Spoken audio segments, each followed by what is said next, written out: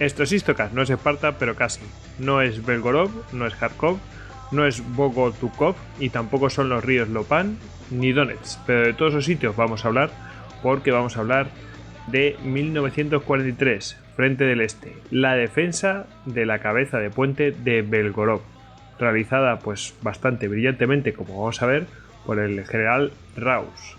Y bueno, pues para hablar de todo eso, pues tenemos aquí a Hugo Cañete, ya sabéis, @Hugo A Cañete, A Canete, ya sabéis que en internet no hay ñes, Hugo A Canete en Twitter, y que también lo podéis encontrar en gen.es, donde por cierto se habla de este episodio brevemente y se presenta un libro, ¿no, Hugo? Sí, buenas noches, Sierra España, Goyo. Efectivamente, con motivo de la publicación del libro que ha hecho Platea, de las memorias de Erhard Raus, que en justicia ya por fin las tenemos en español, pues, y además había visto también en Twitter y en Facebook que había gente que nos pedía que habláramos del Frente del Este, pues yo creo que la ocasión la pintan calva. Hombre, yo creo que ya tocaba porque lo teníamos un poquito abandonado. Bueno, por lo menos una vez al año yo creo que sí cae, ¿no? Sí, es saludable. Exactamente. Bueno, pues estamos preparados para hablar de todo eso. El que les habla @Goyix_Salduero, pues va a hacer un mano a mano con Hugo Cañete. Así que bueno, pues otro mano a mano más que además sé que a vosotros os gusta bastante porque suele ser bastante interactivo.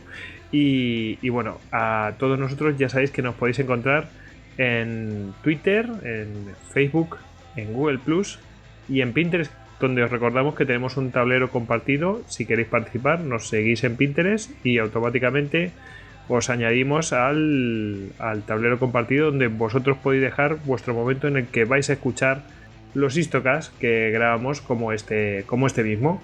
Si tenéis alguna duda, curiosidad, pregunta, sugerencia, bueno, ya sabéis, nosotros leemos todo, no sé si podemos contestar a todo porque nos supera, de verdad, es un aluvión de comentarios y de emails y mensajes por Facebook y por 1000 sitios. Y bueno, pues hombre, vamos a deciros que tenemos este email info@istokaz.com, en el cual pues nos podéis escribir lo que queráis. Cualquier información relacionada con Istokaz, ya sabéis, la tenéis en istokaz.com, en nuestra web.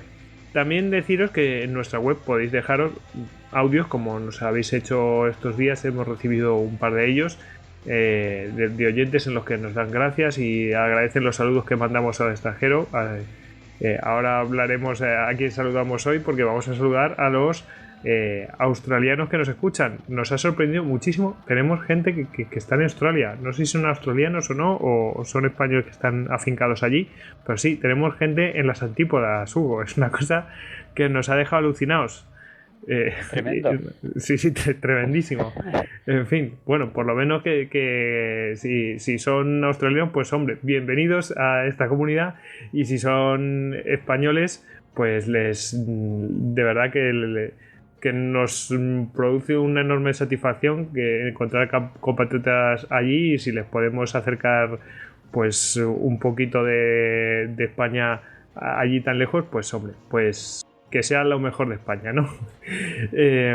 ¿Y cómo sabemos eso? Pues porque hemos sacado ya sabéis que hemos publicado una app de Istokaz para Android, para la plataforma Android, y bueno, pues ha cantado esa información, nos lo ha archivado Nico, @nikis_Spain, que es el oyente, pero amigo, que nos ha cogido y nos ha creado esta aplicación y nos ha dicho, oye, que han descargado la aplicación desde Australia varias personas. Entonces, bueno, aprovechamos para mandar los saludos a Australia y les decimos que se manifiesten.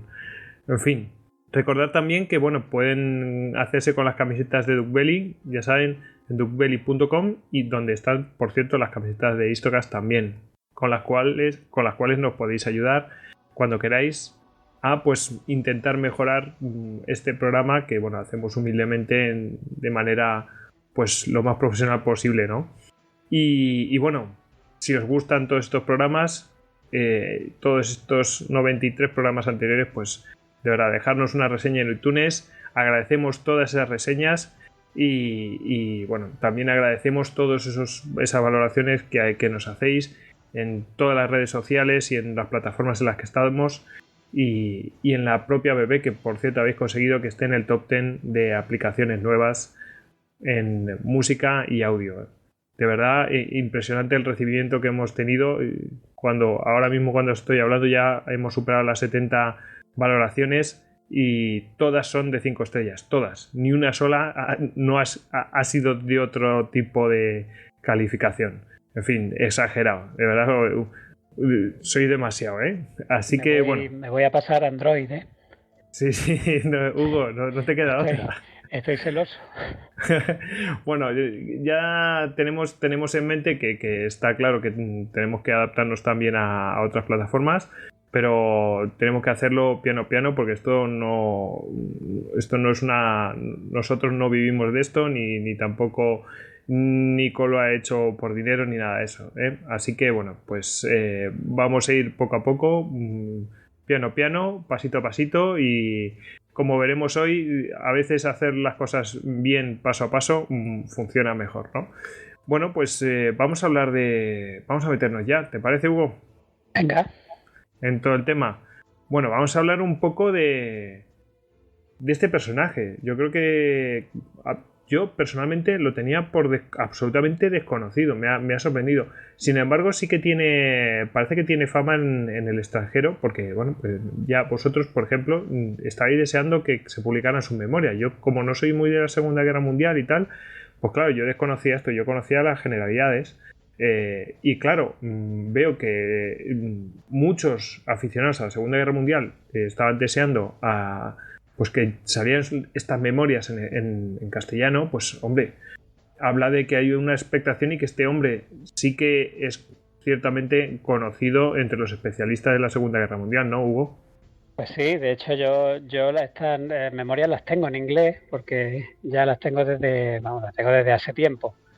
Y sí, es un gran olvidado. De hecho, bueno, como sabes, cuando acabó la Segunda Guerra Mundial, pues se creó la división histórica del ejército de Estados Unidos, que lo que hizo fue reunir a todas las grandes figuras, generales, etcétera, gente, oficiales de Estado Mayor, y los puso a escribir pues memorias o diarios de guerra o ensayos sobre cualquier tipo o cualquier aspecto que tuviera que ver con el modo de hacer la guerra, para intentar codificar todo eso y hacer una historia de la Segunda Guerra Mundial, que se viera también el otro lado de la colina, como le decían los americanos, y entonces ahí se produjo una cantidad de material enorme. Estas memorias de Rausch, pues Hoth tiene la suya, Guderian tiene la suya, y bueno, lo cierto es que ya cuando pasa el impulso de la posguerra, esto se relaja un poco, las cosas empezaron a hacerse mal porque esta gente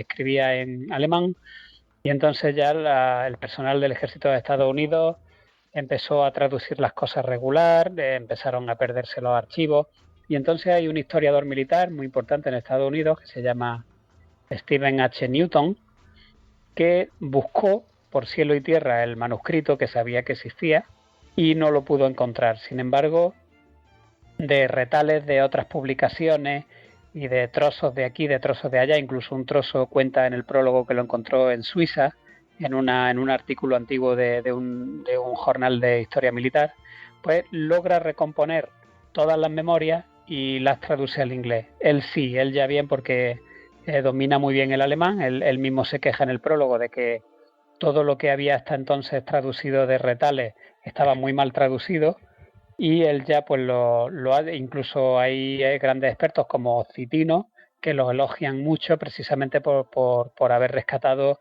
de esta manera las memorias de Rausch. Entonces, claro, ya cuando Platea decide publicarla en español, pues yo creo que sí, que es un gran logro para los lectores españoles y nuestros amigos hispanoamericanos, pues tener al alcance estas memorias de un general que es puntero. O sea, si Erich von Manstein es conocido por la defensa elástica, a Rausch se le debería de reconocer por su defensa estática de zona. Pero bueno, claro, era el favorito de Hitler porque sus estrategias no apostaban por perder terreno, y eso pues lo pagó caro luego después de la guerra. Claro, pues hombre, pues la fama que se lleva, pero bueno, uno no tiene culpa de que sea el favorito de... También inicialmente Rommel era el favorito de Hitler, ¿no? Pues uno no tiene culpa de quién es favorito, ¿no? En fin, Sí, ¿qué le pero vas a bueno, hacer? ahí bueno, es que es más largo de contar, porque Manstein tenía también a sus discípulos aventajados, una serie de generales también muy brillantes que apostaban más por la defensa elástica, y entonces como son ellos los que en los años 50, con todo el ambiente de la Guerra Fría, de la amenaza soviética, de que aquel miedo que había del amanecer rojo, ¿no? De que un día de repente te levantara y las divisiones Sí, blindadas soviéticas se hubieran plantado en Gibraltar. o Entonces, claro, llovieran paracaidistas, en fin.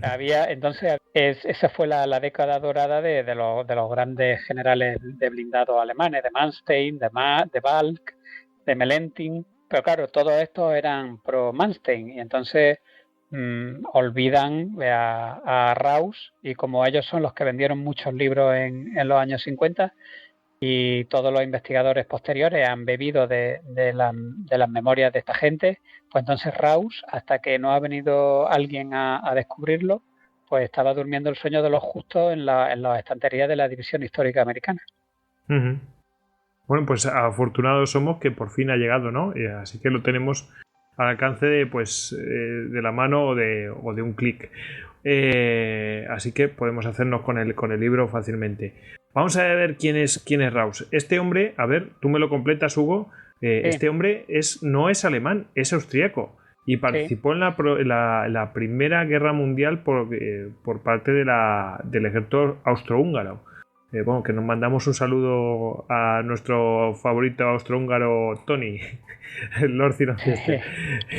Bueno, la verdad es que y me imagino que con el tema del Anschluss, pues, o como se pronuncie, pasaría a las filas alemanas, ¿no?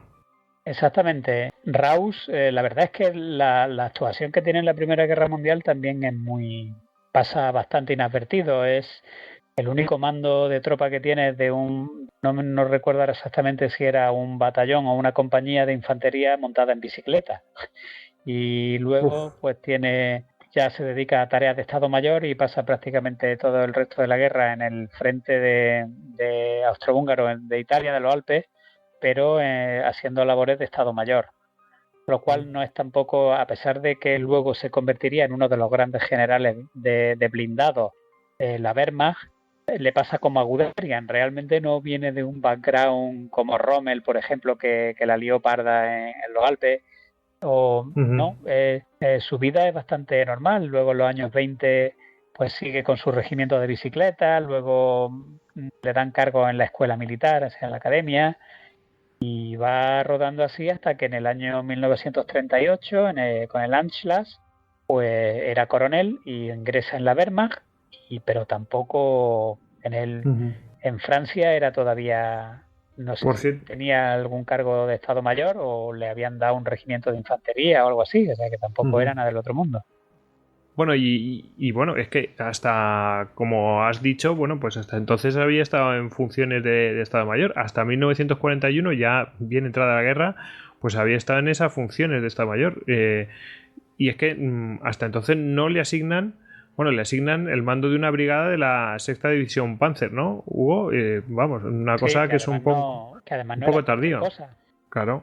El mando de una brigada de la sexta división Panzer era un puesto de élite. Las divisiones Panzer eran la punta de lanza y claro, estamos hablando de un hombre que había estado en el Estado Mayor y que creo que en 1940 en Francia le dan el mando de un regimiento de infantería, pero poco más. Claro, el general de la sexta división Panzer, que era el general Landgraf, pues cuando le enviaron a Raus, el hombre se hizo de cruces, como diciendo que me estáis mandando, ¿no? Es que nosotros no tenemos a líderes Panzer en condiciones que me tenéis que mandar a un austriaco que lo más que ha hecho ha sido pelear en un batallón de infantería en bicicleta. Y sin Ujú. embargo, claro, los que lo Le nombraron sorprende. sabían de qué iba la cosa, o sea, porque el Jarrau habían visto cómo trabajaba en el Estado Mayor y se habían dado cuenta que era una persona que tenía una inventiva y una capacidad de planificación extraordinaria, o sea que no lo hicieron al azar, ellos sabían lo que estaban haciendo. Y en Barbarroja, desde el primer día que salen a la carrera por Leningrado lo demostrará. Uh-huh.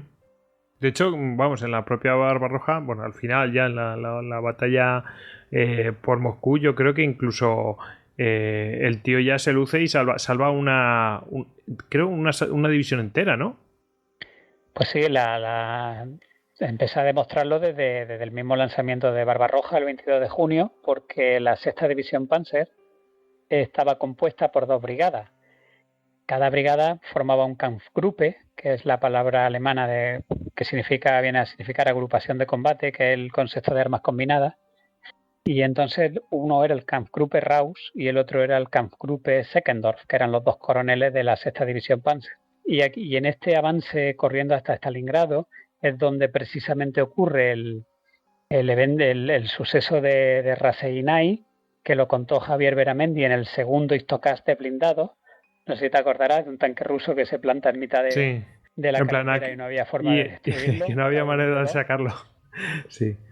Pues eso le pasa al Kampfgruppe Raus.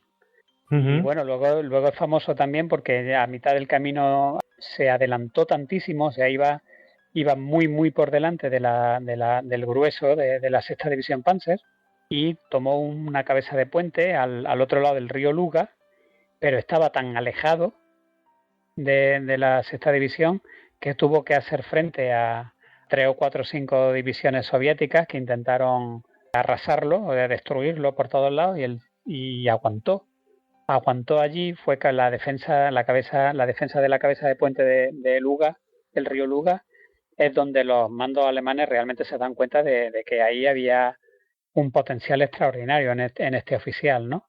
Y luego, luego ya llegan a Leningrado, pero una vez que llegan a Leningrado, la sexta división Panzer es inmediatamente redirigida al grupo de ejércitos centros para que tomara parte en la batalla de Moscú, que se estaba ya gestando en la Operación Tifón.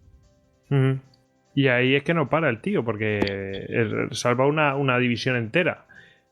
Por lo que yo tengo entendido. No sé si era el noveno. Un noveno, el ejército entero. El noveno ejército. Qué barbaridad. Y encima. De Walter Model. Sí, y encima el tío lo que hace es coger y desarrolla una táctica sobre la marcha, ¿no? Sí, es que este hombre tiene una inventiva impresionante. Para que veas cómo quedan las cosas en Moscú cuando colapsa el frente, la sexta división Panzer perdió, que aquí ya mandaba la sexta división Panzer. En el ataque a Moscú ya le habían dado el mando de la división. Bueno, pues frente a Moscú y en la retirada pierden el 80% de los infantes y de los cañones y el 100% de los carros de combate. Qué horroridad. Eso para que te imagines el masazo tan grande que sufrieron las tropas alemanas en Moscú, que es una batalla que todavía está por redescubrir, porque hablamos mucho de Stalingrado, pero lo de Moscú pues es para echarle de comer aparte. Sí. Y entonces la retirada que hacen las tropas alemanas desde las posiciones de Moscú hasta un sitio que sea algo más seguro, Raus, la sexta división, está integrada en el noveno ejército alemán, que es de Walter Model, y Walter Model lo que hace es confiar en él la retaguardia del noveno ejército. ¿Por qué? Porque además lo explica muy bien Raúl en las memorias. Lo que hace el ejército alemán es retirarse en torno a las terminales ferroviarias, es decir, ya no importaba el terreno. Los rusos, el frente se rompe, ¿no? Los rusos dominan el campo y los alemanes dominan las vías de ferrocarril. ¿Por qué? Porque por las vías de ferrocarril le llegaban las provisiones. Entonces el frente de Moscú, que una semana antes había tenido 500 kilómetros, ahora tenía 1800. Es decir, la distancia entre Viena y Madrid. Sí. Solamente el frente de Moscú. Qué horroridad. 1800 kilómetros. ¿Por qué? Pues porque hacía infinitos tirabuzones, porque las fuerzas se agolpaban en torno a las vías de ferrocarril, con lo cual el noveno ejército, por ejemplo, como está en Sichevka, entre Sichevka y Resev, agolpado sobre esa vía de ferrocarril, pues tenía un frente, el que daba a Moscú, pero luego tenía una retaguardia que también estaba controlada por los soviéticos.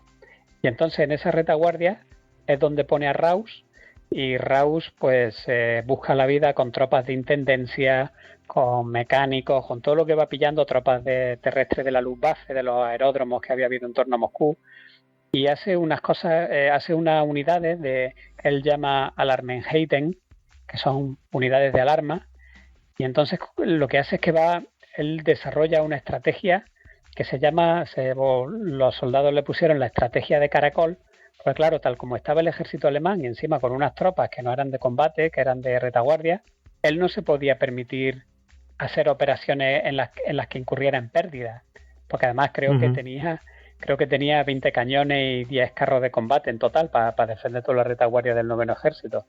Qué Entonces, barbaridad, de locos. claro, entonces esta estrategia de caracol lo que hace es que no importa el tiempo, lo único que importa es el resultado, es decir, solamente cuando sabe que va a ganar y con pocas bajas, actúa. Entonces son pequeños bocaditos, pero seguros.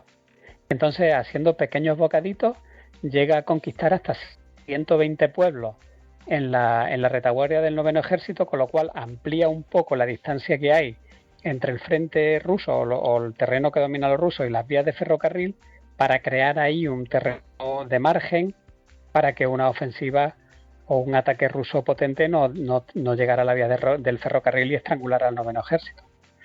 Pues eso lo lleva a cabo Raus en el invierno de 1941-42 y bueno, le funciona perfectamente, y ahí ya es donde se gana al alto mando alemán totalmente. La verdad es que eso yo no lo había visto nunca, ¿no? Esa estrategia es absolutamente excelente. O sea, es decir, que con esa estrategia, que, bueno, podrá gustar más o menos, pero lo que es cierto es que el objetivo lo consigue. Crea un terreno suficiente en disputa para proteger esas vías que eran vitales, eran realmente el objetivo de los rusos. Pero claro, las hacía inalcanzables porque había creado un terreno intermedio que no podía ser traspasado. Y lo mejor de todo, con tropas de retaguardia. Sí, Es sí, decir, sí. él había conseguido, porque claro, las unidades se habían deshecho, eso es otra cosa. Las unidades ya no estaban cohesionadas, simplemente uno llegaba y decía, 300 hombres estos de aquí, ¿de quién son? Da igual, te vienes conmigo y ya a partir de ahora estás bajo el mando de mi cuartel general. Y entonces él lo que había logrado reunir creo que era un batallón, no más, un batallón solamente de tropas de asalto y 6 o 7 cañones de asalto, Sturmgeschütz. Y con esas eran las tropas que utilizaba para dar los golpes y capturar la villa. Y una vez que había capturado una villa, pues esas fuerzas de combate o de asalto las llevaba a otro lado y eso lo ocupaba con las Alarmenheiten, que eran las tropas de retaguardia. O sea, un sentido organizacional tremendo. Bueno, y después de todo esto, ¿qué hacemos con este hombre? Porque habrá que buscar un lugar para darle acogida, porque ya hemos visto que pasó de pues le dan una brigada a directamente llevar una división. Una cosa prácticamente de locos. Bueno, la verdad es que incluso se dedicó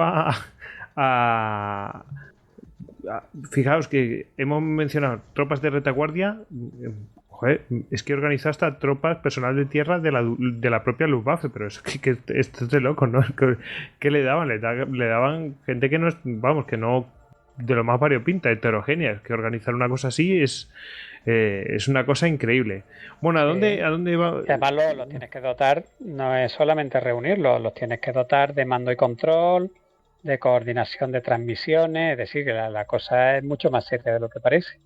Incluso en el libro, en las memorias, hay un pasaje que es absolutamente genial. No nos vamos a parar, pero bueno, lo vamos a resumir más o menos. Resulta que en una de estas operaciones de toma de villa de la estrategia de Caracol, pues el reconocimiento de la Luftwaffe le dice, pues claro, como aquello eran grandes extensiones nevadas, cualquier fuerza que se moviera por el campo se veía desde el aire perfectamente. Y entonces le informan de que hay un batallón completo ruso que se está dirigiendo a ayudar a la gente de la villa que estaba él atacando y que llegaría en 2 o 3 horas más o menos.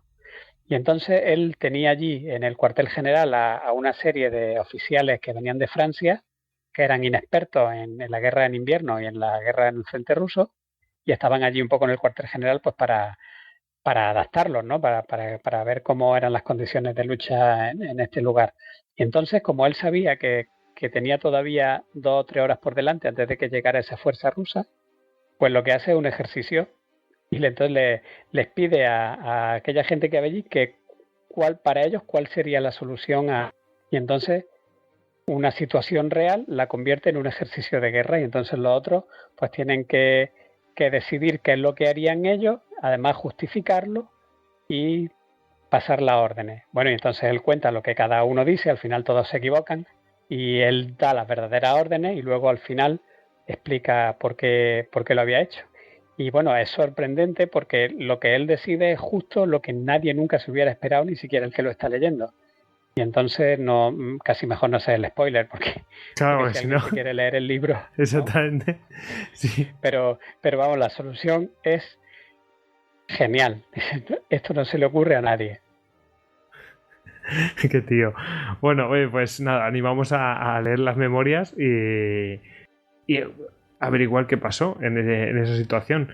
Bueno, de hecho es que le llegaron a llamar Der Notchdenker, el pensador clarividente. Y bueno, bueno, incluso ayudó en el intento de toma de Stalingrado, ¿no, Hugo? Sí, porque después de Moscú, la sexta división Panzer queda tan absolutamente destruida que la mandan a Francia a recuperarse y a reequiparse. Y entonces prácticamente todo el comienzo de la Operación Azul, toda la ofensiva de verano que llega hasta Stalingrado, hasta el Don, el Volga, el Cáucaso, pues todo eso, la sexta división Panzer está tranquilamente en Francia pasando unas vacaciones doradas.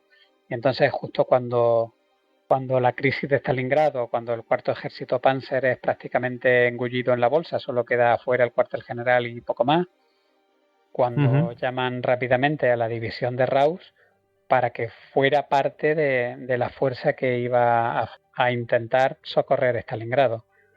Entonces Lo también intenta, ahí pero no, ahí no lo logra, no no logra. lo logran porque era una fuerza muy reducida. Él cuenta con mucho detalle todas las operaciones que llevan a cabo, pero es que no había fuerza y además incluso cuando ya aparecía, porque Raus en la operación Tormenta de Invierno, que es esta que estamos hablando, él va derrotando sucesivamente a todo lo que se le pone por delante, pero cuando los rusos ya ven que es posible que esa cuña blindada que viene desde el sur es posible que pueda llegar a penetrar el anillo, todos sabéis que lo que hicieron fue organizar una operación muy al norte que se llamó Pequeño Saturno, que lo que hizo fue deslavazar el frente italiano, que estaba muy lejos de Stalingrado, pero claro, Manstein, que estaba todavía intentando rehacer la línea del río Chir, pues encima se le viene encima una ofensiva soviética que rompe y destroza a los italianos y que amenaza con llegar al Mar Negro y embolsar a todo el grupo de ejércitos del Don, al grupo de ejércitos B y al grupo de ejército A que está en el Cáucaso, y entonces inmediatamente tienen que desviar a una división Panzer de esa cuña blindada y se queda nada más que Rau. Y claro, Rau frente al mundo, pues no fue imposible liberar Stalingrado. Bueno, pues bueno, a pesar de todo eso, bueno, pues aún así lo promocionan a eso de 1943, ¿no? Y le dan el Sí, mando de un cuerpo de ejército. Ya, bueno, sí, el ya tío ascenso le dan el meteórico. mando exactamente de un cuerpo de ejército, el que sería el 11 cuerpo de ejército, que es con el que estaría integrado en el destacamento de ejércitos Kempf, que es justamente la unidad que en la batalla de Kursk va respaldando por la derecha al cuarto ejército Panzer de Hoth. De hecho, en un Stiocast lo hablamos, ¿te acuerdas de la columna fantasma del mayor Baque? Era aquel que con T-34 se metió en las líneas soviéticas para intentar capturar un puente sobre un río. Sí, Bueno, pues sí. este era de la sexta división Panzer y parte de esta fuerza en la que iba también Raus, cuerpo de ejército de Raus. Ajá. Y de hecho el cuerpo del 11, cuerpo del 11º cuerpo de ejército de Raus se forma con retales. De hecho, la 320 división de infantería, de la que vamos a hablar esta noche, es una división de infantería que durante la batalla de Stalingrado cuando hemos dicho que abrieron al norte la Operación Pequeño Saturno, es una división que se queda en la retaguardia soviética y se tira semanas enteras vagando por la retaguardia soviética hasta que por fin llega a la cercanía de Kharkov y es rescatada.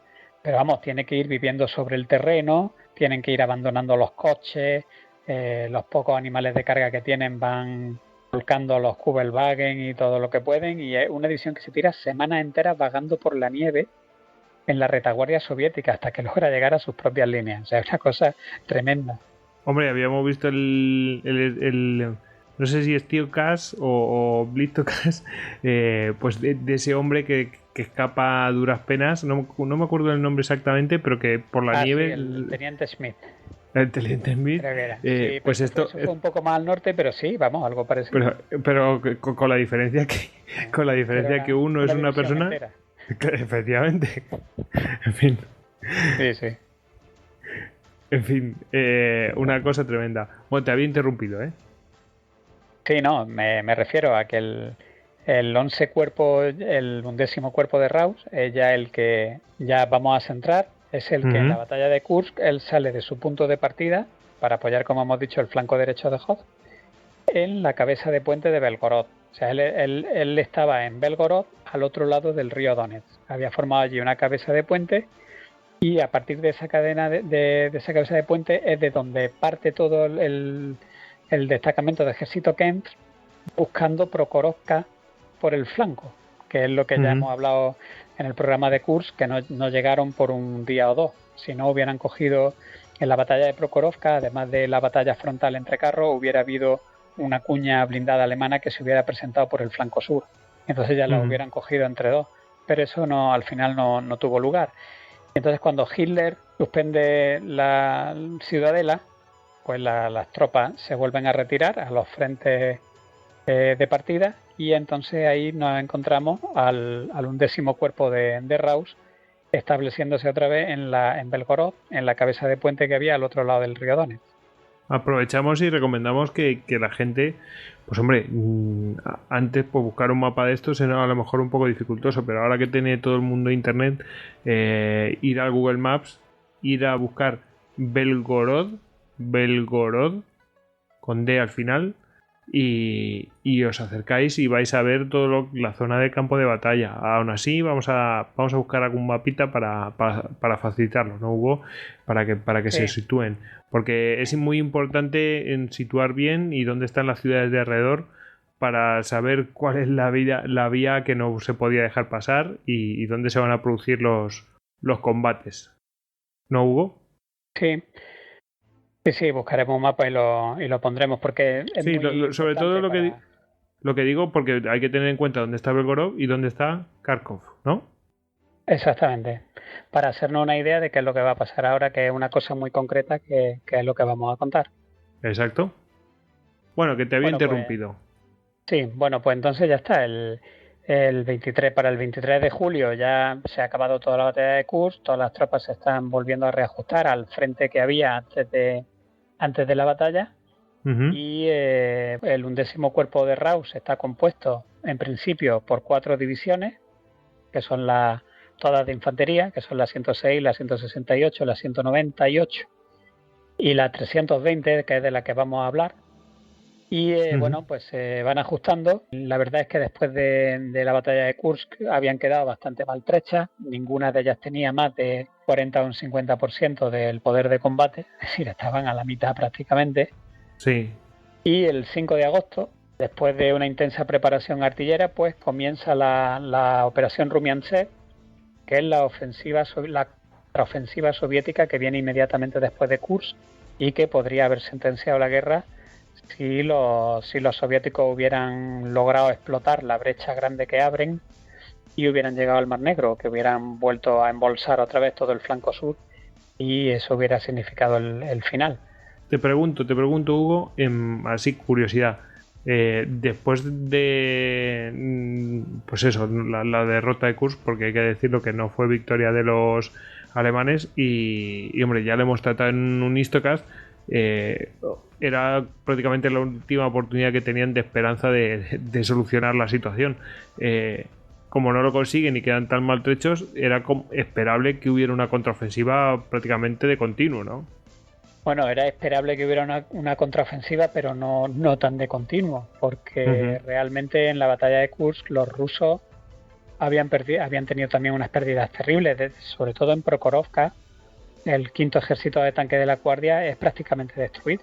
Ya hay estudios modernos, por ejemplo, Jornipe en Decisión en Ucrania, o Citino, o otros autores modernos ya han estudiado y han entrado realmente en los archivos sobre lo que pasó en Prokhorovka y nos han revelado pues que aquello no es ni mucho menos lo que nos han contado. Bueno, ya lo hemos hablado, ¿no?, en otro histocast de esa macro batalla de 3.000 tanques, ni mucho menos, pero que realmente lo que pasó ese día en Prokhorovka fue que el quinto ejército de tanque de la Guardia, que era la reserva blindada de todo el dispositivo, pues prácticamente machacado por las 3 divisiones de la SS que había ya aquel día. Y entonces lo que no se esperaban los alemanes de ninguna manera es que solamente 10 días después o 15 días después el quinto ejército de la Guardia rompiera la ofensiva, rompiera el frente alemán estando otra vez plenamente repuesto. Es decir, en cuestión de 10 o 15 días le habían vuelto a suministrar otros 500 carros de combate y todo lo necesario para llevar a cabo una ofensiva, que es una cosa que es realmente impresionante. O sea que realmente fue un despliegue de medios de los soviéticos que no entraba en cabeza humana. Sí, no, tremendo. Ya los alemanes todavía se estaban lamiendo la herida y ya estaban los soviéticos dando cera, llevando a cabo una ofensiva a gran escala, que es que no se lo hubieran esperado nunca en la vida que fuera en tan poco tiempo. De hecho, bueno, en la mañana del 6 de agosto, tras una marcha nocturna, las vanguardias rusas habían cubierto ya 100 kilómetros en la retaguardia alemana. Se habían roto y durante la noche recorren 100 kilómetros al interior de la retaguardia. Y claro, el caso es que justo después de la batalla se están recuperando. Hoth, que es el jefe del cuarto ejército Panzer, no tiene reservas para taponar la brecha, tampoco para detener la avalancha de carros, y entonces el 7 de agosto pues prácticamente se habían plantado en Poltava y Atirka, que son dos poblaciones que están ya muy cerca del río Dnieper, para que nos hagamos una idea. Así que bueno, si nos centramos ya aquí, la operación Rumiansev han abierto una brecha justo al norte de donde se encuentran las tropas de Raus. Han avanzado 100 kilómetros en profundidad, se han plantado prácticamente a 60, 70 o 80 kilómetros del Dnieper. Entonces, claro, Raus, ahora, esto es muy importante, vamos a hacernos cómo es la cabeza de puente de Raus. Pues tiene lo que es el frente antiguo, que sería nuestro brazo derecho, que es la corriente del río Donetsk, que va de sur a norte. Luego en el norte, justo en el norte, en el vértice, estaría Belgorod, la ciudad. Efectivamente. Y luego todo lo que va corriendo hacia el lado izquierdo, nuestra mano izquierda, nuestro brazo hasta el codo, pues eso es la antigua retaguardia alemana, que ahora con la ruptura de la brecha también hay por ahí tropas soviéticas. Con lo cual, el terreno que domina Raus es como un rectángulo muy fino que solamente está unido a territorio alemán por un cordón umbilical muy fino que llega hasta Kharkov, que está más abajo. Es decir, están rodeados por todos lados, menos la carretera que va de Kharkov a Kursk, que pasa por Belgorod y que es la que mantiene unido todavía a todo el 11º cuerpo con el resto del ejército alemán. Claro, los rusos van a intentar atacar por la base todo lo que puedan para lograr cerrar la bolsa y destruir al 11º ejército. Pero mientras hacen eso, no están haciendo otra cosa que hubiera sido más peligrosa, que es que hubieran seguido adentrándose en la retaguardia alemana y se hubieran plantado en el Mar Negro, que es lo que definitivamente hubiera sido una derrota terrible para todas las tropas alemanas. Porque ahí hubiera pillado todo el ejército del sur, ¿no? Claro, hubiera embolsado prácticamente desde Belgorod hasta la orilla del Mar Negro a todas las unidades que había. Bueno, y ahí prácticamente se hubiera acabado la guerra ahí prácticamente, ¿no? Pues sí, sí. Madre mía. Bueno, pues se dedican, claro, lo lógico es que los soviéticos lo que habrán pensado es no podemos dejar esto aquí detrás, no lo podemos dejar a nuestras espaldas, ¿no? tenemos que embolsarlo y aniquilarlo. O que se rinda, ¿no? De hecho, Raus es consciente de la situación tan complicada que tiene y él intenta retirarse. De hecho, estaba ya disponiendo todo para hacer una retirada ordenada hasta Kharkov, pero entonces en ese momento le llega una orden directa de Hitler que insistía en que Belgorod había que mantenerla a cualquier precio. O sea, de estas órdenes de Hitler típicas de ni un paso atrás. Así que ya se ve obligado a hacer lo posible porque al menos no lo rodeen a él, ¿no? Y mantener ese saliente, ese gran saliente que era él en mitad de territorio que ya era soviético. Y bueno, ¿y cómo se las apaña para evitar eso? Es que claro, lo primero, lo más urgente que se le presenta es levantar otro frente a retaguardia, es decir, por el lado de la brecha tiene que crear un frente nuevo que no existía. Es la parte izquierda, ¿no? Diríamos nuestra mano izquierda, ¿no? Entonces, pues para guarnecer lo que hace, emplea unidades que habían quedado separadas del cuarto ejército Panzer, porque cuando los rusos abren la brecha, pues hay dos divisiones que son de la unidad de al lado, que se quedan al lado del 11º cuerpo. Entonces, pero bueno, son prácticamente aplastadas. Pero lo poco que queda, pues lo utiliza él para formar ese frente que iría a lo largo de un río, un riachuelo más pequeñito, un afluente del Donetsk que se llama el río Lopan. Entonces al final es lo que consigue Raus es meter al 11º cuerpo entre el río Donetsk y el río Lopan. Y hacia el sur la carretera de Kharkov. ¿Qué utiliza? Pues la 167 División de Infantería, que había sido tan absolutamente aniquilada durante la preparación artillera que solo quedaban 500 soldados de toda la división. Qué barbaridad. Sin artillería, sin armas pesadas y sin nada. Y la 6ª División Panzer, que después de esta preparación artillera solo le quedaban 10 carros de combate. Habían sido literalmente aniquiladas. Entonces se las queda para este lado y con eso logra componer ahí más o menos una línea a lo largo del río Lopan para al menos aguantar los primeros envites. La siguiente medida que toma Raus es abandonar la ciudad de Belgorod porque era indefendible.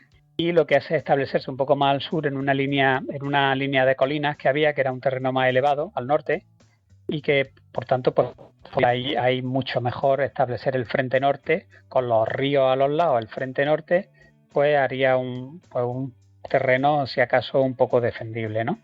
Así que una vez que asegura momentáneamente esta parte norte de Belgorod, ya ha asegurado también el frente del río Lopan, pues improvisa rápidamente a fuerza de la Luftwaffe que había por allí de un aeródromo, también a servicios de intendencia, y con la ayuda de algunos cañones de 88 y algunos cañones de asalto, pues él logra evitar que los soviéticos en un primer momento se pudieran infiltrar por el río Lopan. Contiene un poco ahí el frente.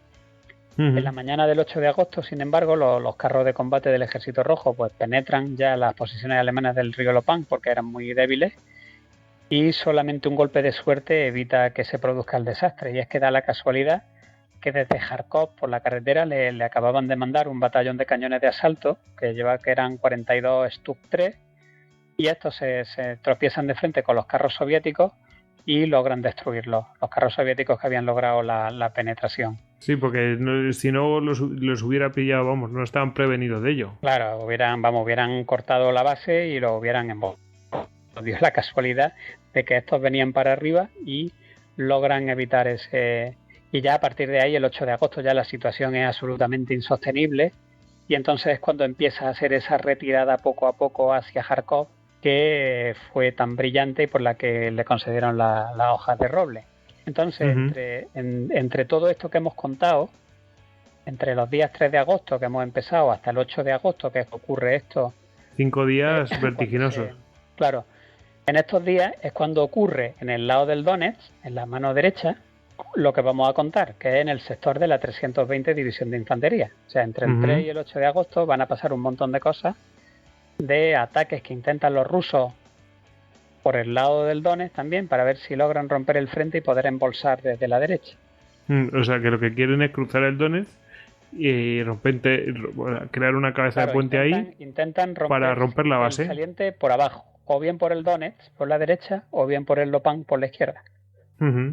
Pero porque es tiene, un en cualquier terreno caso muy tiene estrecho. que... Claro, en cualquier caso tienen la dificultad, claro, por eso se colocó ahí Raus, ¿no? Pues tiene que, en Claro, cualquier caso, que tienen esa desventaja geográfica y, hombre, pues ahí se defiende bien él, ¿no? Vamos a explicarlo ahora. claro. De hecho, la 320 División de Infantería está un poco hacia el sur, en la orilla del Donetsk, es decir, en la parte derecha del saliente. Y ya desde el 22 de julio, desde que acabara la batalla de Kursk, pues estaba allí situada porque ese era el verdadero frente. Y bueno, pues la verdad es que le había dado tiempo a fortificarse bastante bien. Y si los rusos cruzaban el río por allí, pues ya hemos dicho que el 11º cuerpo pues iba a quedar embolsado por las fuerzas soviéticas.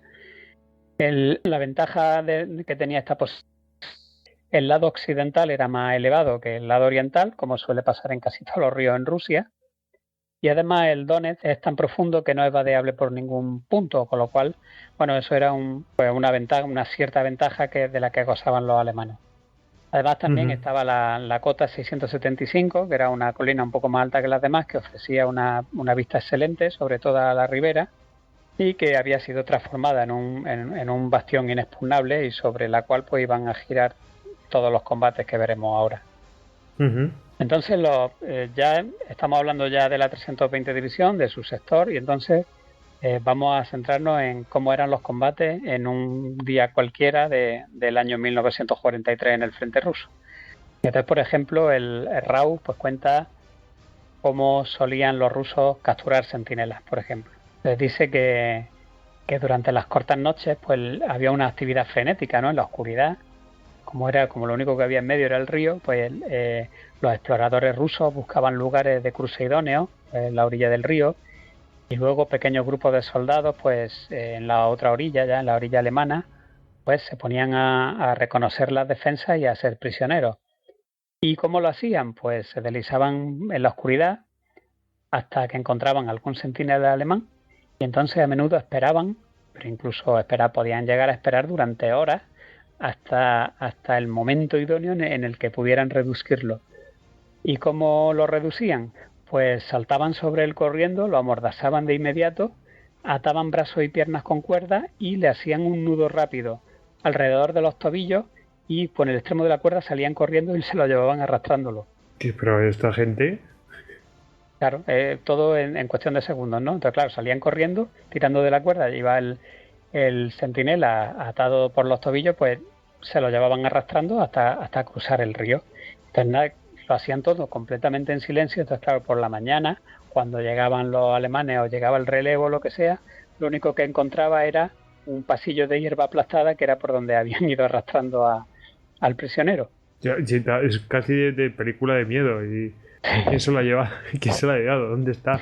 ¿Qué hacían con ellos? No, bueno, los querían para interrogarlo, Claro. a sacar información de cómo era el frente, cómo estaba compuesto. Así que los alemanes lo que hacen pues incrementar el número de patrullas de seguridad, se les obliga a mantener contacto permanente unos con otros, tienden minas, utilizan perros, que según Raúl el mejor para este tipo de cosas son los setters, porque indican inmediatamente cualquier movimiento que pueda haber en las inmediaciones. Ujú.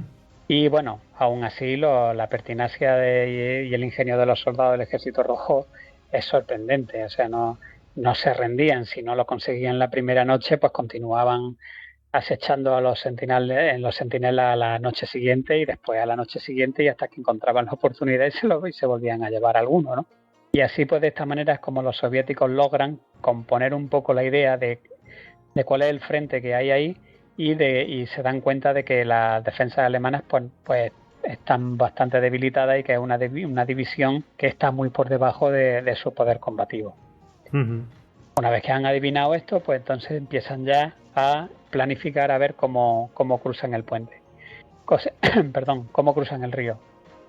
Bueno, pues una vez que los soviéticos ya han recogido toda la información de cómo son las defensas alemanas, pues se ponen a planificar el cruce del río. Y entonces tenemos un primer intento de cruce durante la noche del 31 de julio al 1 de agosto, de un batallón, perdón, en una colina defendida por un batallón, pues justo antes del amanecer ojo, pues aparecen de repente, comienzan a cruzar el Donetsk como buenamente pueden. Esto es como Típico ya de hemos ellos. contado en otras ocasiones, ¿no? No, tampoco tenían equipo de pontones ni nada allí, cada uno como podía.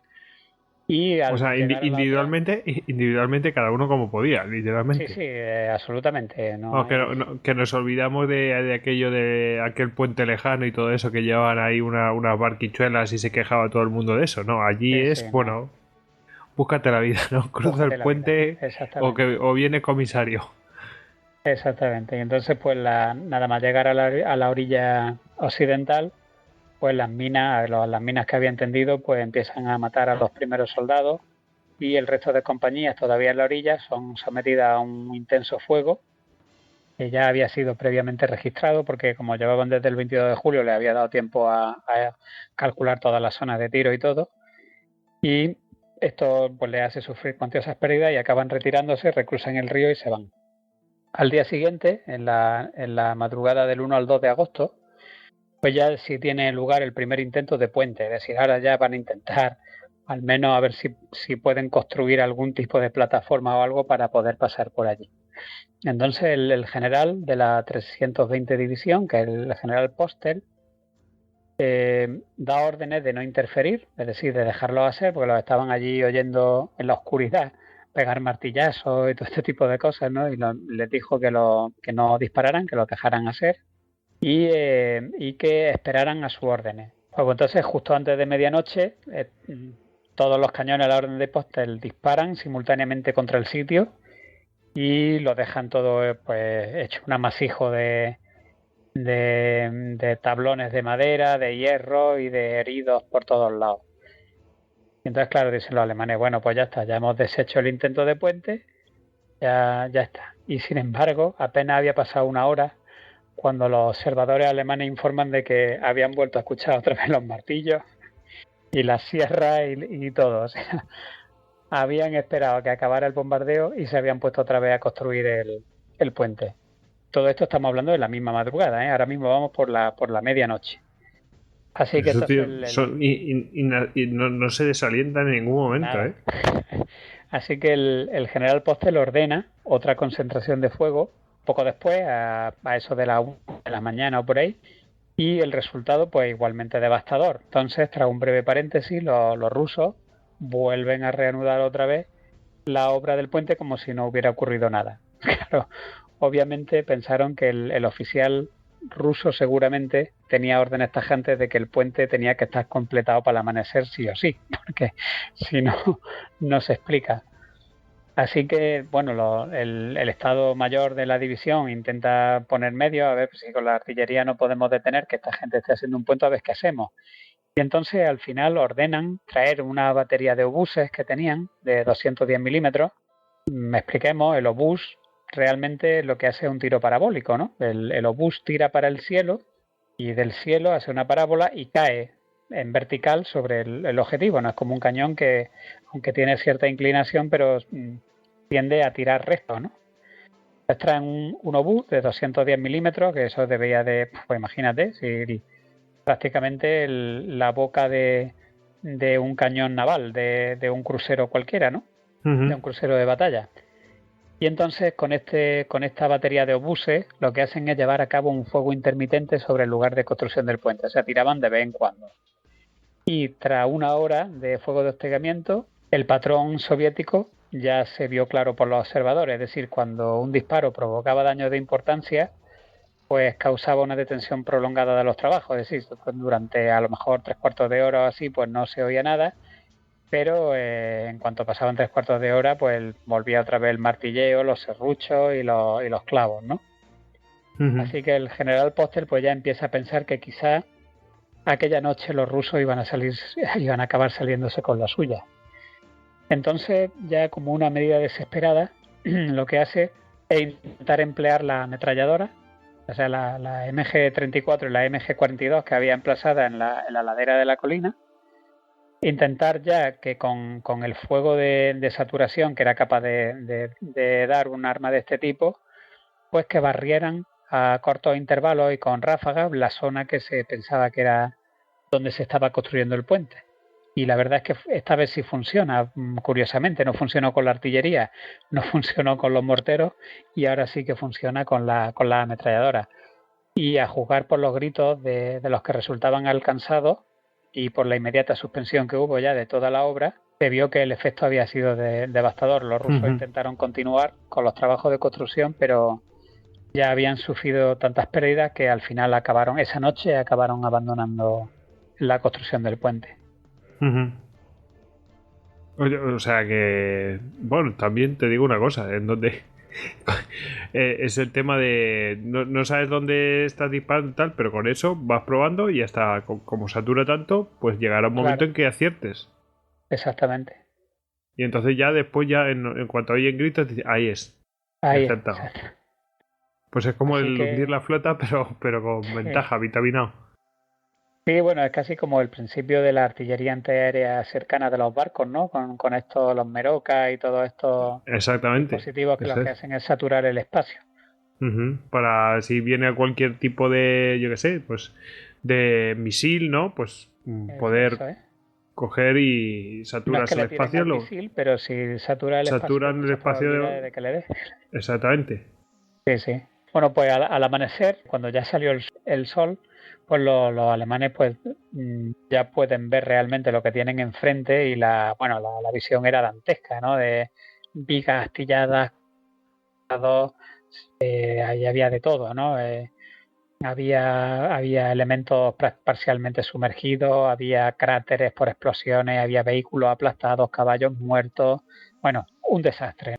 Y los rusos vivos, sin embargo, parecían haberse desvanecido. No había ni rastro.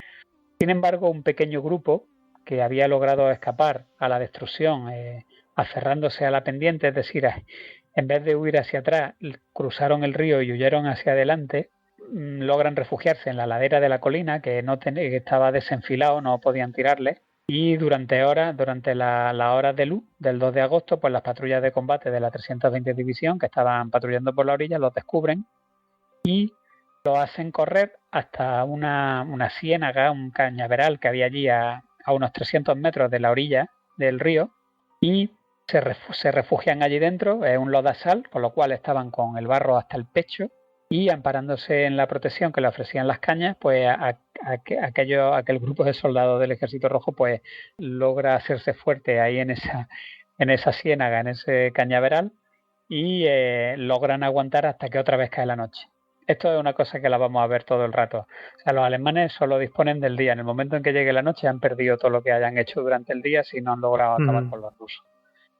Y entonces, para asombro de los alemanes, porque esto había pasado el 2 de agosto, para asombro de los alemanes, al amanecer del día 3 de agosto, no solamente este grupo de aguerridos rusos seguía en la ciénaga, allí acurrucado con el lodo hasta el pecho, sino que es que además habían sido reforzados con 2 compañías.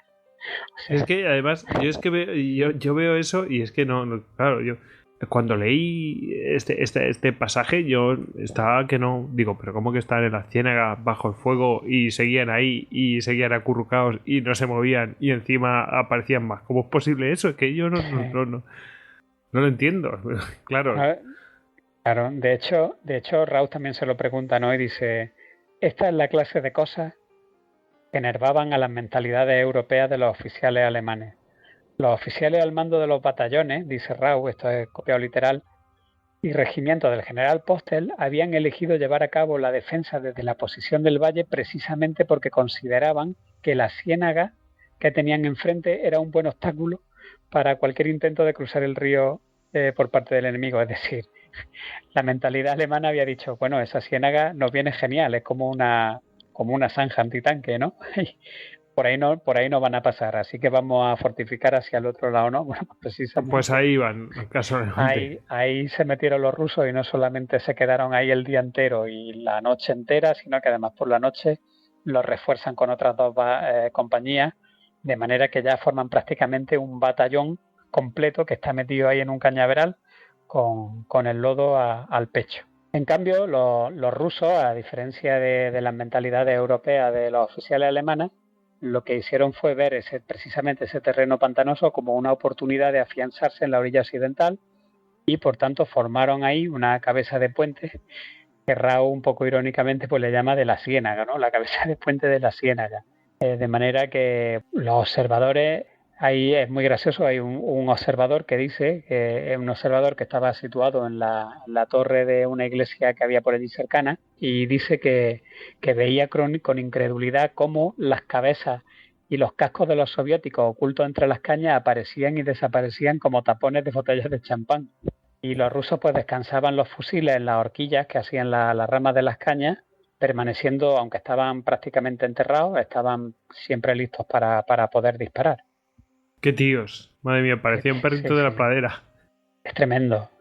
Así que en la tarde del 3 de agosto los rusos seleccionan al batallón inmediatamente contiguo, al que acababan de atacar, alemán me refiero, por la izquierda, o sea, al que tenía la ciénaga enfrente, no, al que estaba a la izquierda, como objetivo para el siguiente ataque. Y entonces este sector cubría un grupo de colinas boscosas y los hombres del batallón alemán pues sabían por experiencia que una vez que los soviéticos pusieran un pie en los bosques, de allí iba a ser imposible desalojarlos, con lo cual no se podían permitir. Los oficiales que tendrían que doblegar el ataque ruso en primera línea, pues a riesgo de perder la zona de la colina arbolada, que serviría de excelente área de concentración para organizar un ataque sobre la posición alemana, pues lo que tenían era que impedirlo a toda costa. Y entonces en este contexto se produce el cuarto intento de tender un puente. Es decir, tan pronto como los rusos preparan el primer equipo de cruce, pues los alemanes se dan cuenta y lo destruyen otra vez con la artillería. Además, poco después llegan algunas escuadrillas de bombarderos de la Luftwaffe que vuelven a aplastar las concentraciones de tropas rusas que había allí preparadas para cruzar el puente. Y claro, entonces deshacen otra vez todo el intento, los rusos se retiran y una hora, unos momentos de tranquilidad.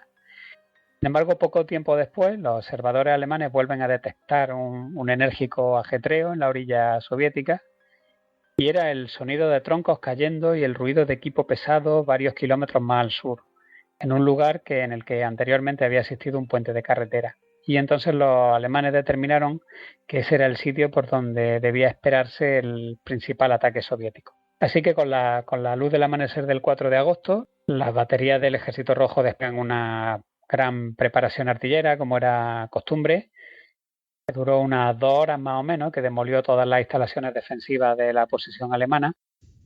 Y entonces aparecen los primeros infantes soviéticos.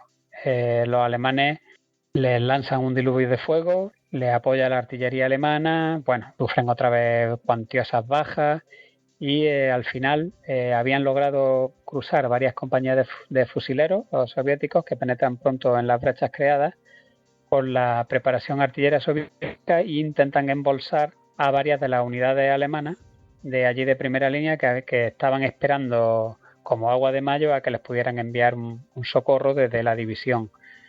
Y de repente hacia la retaguardia pues se abre fuego de ametralladora en el bosque, fácilmente reconocible además por la altísima cadencia de disparo que tienen las ametralladoras, y resulta que eran las reservas de la división que venían en su ayuda.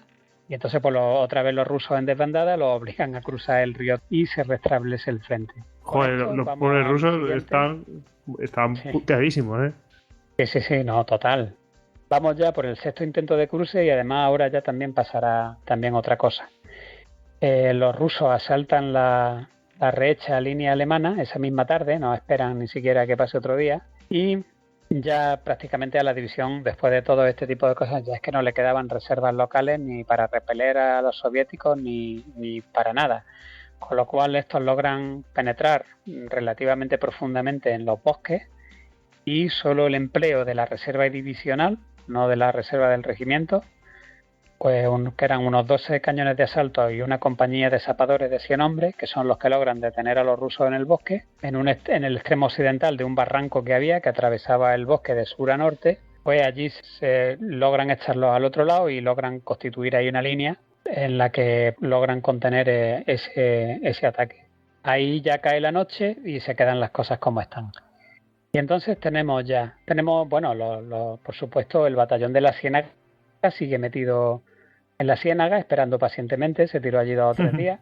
Y luego tenemos a estas 2 o 3 compañías que habían atacado el bosque y han sido rechazadas más allá del barranco, pero que todavía estaban allí. Es decir, los rusos ya técnicamente se podía decir que tenían una pequeña cabeza de puente en las posiciones de la 320 División. Y entonces ocurre una cosa curiosísima, que es que por la brecha que había entre el batallón que defendía el barranco del bosque y el batallón que defendía la colina, pues aparecen de repente soldados con uniforme y equipo alemán informando de la llegada de refuerzos. Y entonces pues las tropas reciben estas noticias con gran júbilo, se difunde el rumor pues por todo el batallón a la velocidad del rayo y antes de que el oficial alemán al mando pues tuviera tiempo de comprobar la fuerza y el origen de lo que parecía un refuerzo providencial, pues de repente los soviéticos se lanzan al asalto en todo el frente del batallón. Y en cuestión de minutos toda esa parte del frente se vuelve prácticamente crítica. Y entonces en ese mismo momento los soldados alemanes de las compañías recién llegadas salen del bosque en densas columnas y comienzan a arrojar un fuego mortífero contra el flanco y la retaguardia del batallón alemán. Pues claro, se lía ya la gran confusión, pues los soldados alemanes pues le gritaban que no disparasen, que ellos también eran alemanes, y en esos instantes preciosos ninguno de los defensores estaba comprendiendo realmente qué es lo que estaba pasando, y solamente fueron conscientes cuando de repente esos alemanes que llegaban empezaron a gritar hurra, hurra, hurra, que es el grito de guerra soviético, y entonces de repente lo que tenemos es a una unidad soviética que se había vestido con uniformes alemanes y que estaba ahora mismo entremezclada con una unidad alemana de tamaño de batallón, con lo cual, ¿qué es lo que se forma? Un ataque cuerpo a cuerpo, o sea, hay un combate cuerpo a cuerpo dentro de la posición. Y sin saber quién es quién, claro. Y sin saber quién es quién, por lo menos en un principio, es decir, nadie era capaz de distinguir amigos de enemigos en la confusión inicial, pero entonces el oficial al mando del batallón alemán comprende de inmediato qué es lo que está pasando y reacciona. Y entonces los soldados alemanes reconocen la voz porque este hombre había gritado que todo el mundo a retaguardia, que abandonaran la posición y se dirigieran a una villa que había un poco detrás en la retaguardia. Y el propio comandante, con varios oficiales y los soldados que tenían a su alrededor, pues forman como una especie de escuadra de asalto y van de un lado para otro matando a todos los soldados sospechosos de no ser alemanes. De hecho, ya cuando ya se llegan a calmar un poco se dan cuenta de que estos supuestos soldados alemanes tienen rasgos asiáticos, con lo cual ya es mucho más fácil de distinguirlos y poco a poco logran pelear bien con ellos. Hay muchos suboficiales que ven a su jefe actuando de esta manera y ellos mismos organizan pequeños grupos que también son coordinados por un suboficial o por un oficial de menor graduación, un segundo teniente, un teniente, y de esta manera logran hacer frente a esta gran treta o traición o como queramos llamarlo, y logran retirarse más o menos ordenadamente hasta esa villa sin sufrir mucho daño. De hecho, ahí poco a poco irán llegando soldados rezagados y a la caída de la madrugada más o menos, pues casi todo el batallón se había logrado reunir otra vez de nuevo en la villa, a retaguardia, y todo gracias a que el jefe estuvo listo y ordenó rápidamente una retirada antes de que aquello se volviera ingobernable. Uh-huh. La verdad es que estuvieron muy rápidos, porque podía haberse liado, pero parda. Sí. Además es una contravención total de la Convención de Ginebra, pero bueno, oye, los rusos lo intentaban de todas las maneras posibles. Y les perdió lo de gritar lo de hurra, hurra. No, bueno, eso es que ya lo hicieron cuando ya vieron que ya estaban dentro de la posición y entonces es cuando se delatan, ¿no? Pero lo hicieron a conciencia. Qué tíos. En fin. Claro, bueno, ya no tenían nada que perder, si era el momento de atacar. Claro, era el momento de, como las películas de piratas, ¿no? Cuando de repente bajan la bandera y suben la pirata, ¿no? Cuando ya no hay vuelta atrás. Exactamente. Bueno, pues al amanecer, sí. Dime. No, sigue.